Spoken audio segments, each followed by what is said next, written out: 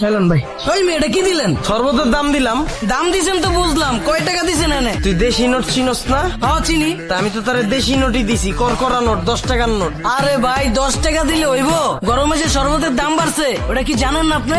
আরে বাঙালি রে, গরম বাড়ছে শরবতের দামও বাড়ায় লাইছিস। এলো ধর। আরে ভাই এটা আবার কি দিলেন? তুই না কইলি দাম বাড়ছে, এর লেগেই তো আরো 10 টাকা দিলাম, মোট 20 টাকা দিলাম।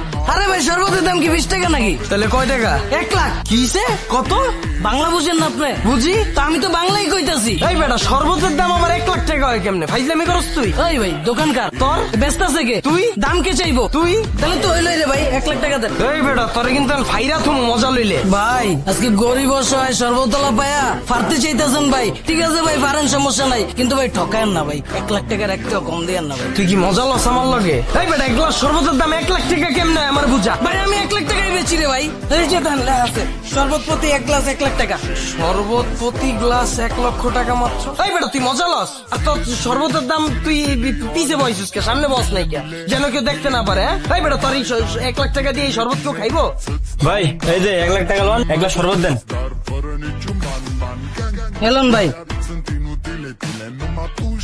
দেখছেন 1 লাখ টাকা দিয়ে গেছে। আমি কি আপনার লগে মজা লইতেছি? দেন 1 লাখ টাকা দেন। এই বেটা তুই মজা লস বেটা, 1 গ্লাস শরবত আবার 1 লাখ টাকা হয় কেমনে? এটা কোন দেশ ভাই?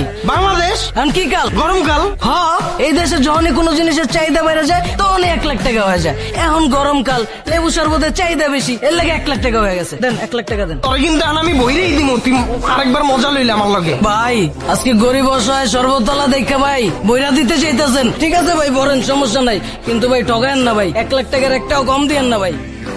হাই ভাই কি করতেছেন আপনি? তুই যে এই জায়গায় তোর দোকানটা বহাইছস, অনুমতি লইছস? কাটতে অনুমতি লমুরে ভাই, জায়গা কার এটাই তো জানি না আমি। আর এগুলো দেওয়ার সময় আছে আমার? দেন 1 লাখ টাকা দেন। এই বাড়িটাও আমার, এই জায়গাটাও আমার।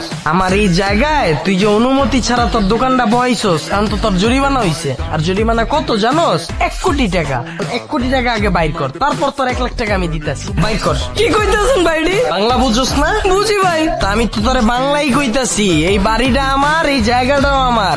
আমার এই জায়গায় তুই অনুমতি ছাড়া তোর দোকান বহাইছস, এর লেগা জরিমানা হিসাবে হইছে 1 কোটি টাকা। তুই আগে 1 কোটি টাকা বাইর কর, তারপরে তোর 1 লাখ টাকা আমি দিতাছি। আরে ভাই আপনার জায়গা এটা ঠিক আছে তো ভাই, কিন্তু জরিমানা ভাই 1 কোটি টাকা হয় কেমনে? এই জায়গাটা কার? আপনার। জায়গার দাম চাইবো কে? আপনিই তো চাইবেন। তাহলে তো সব ঠিকই আছে। 1 কোটি টাকা বাইর কর, তারপর তোর 1 লাখ টাকা দিতাছি। চালু কর, চালু কর, সময় নাই। ভাই মজা লয়েন না ভাই। ভাই আজকে গরিব অসহায় বাড়িওয়ালা পায়া ভাই মজা লইতাছেন। মজা লন ভাই, সমস্যা নাই, কিন্তু ভাই 1 কোটি টাকার 1 টাকাও কম দিয়েন না ভাই। বাইর করেন ভাই, 1 কোটি টাকা বাইর করেন। আরে ভাই আমার এনে তো লেয়া আছে 1 গ্লাস শরবতের দাম 1 লাখ টাকা। আপনার এনে কোনো জায়গায় লেয়া আছে রে ভাই?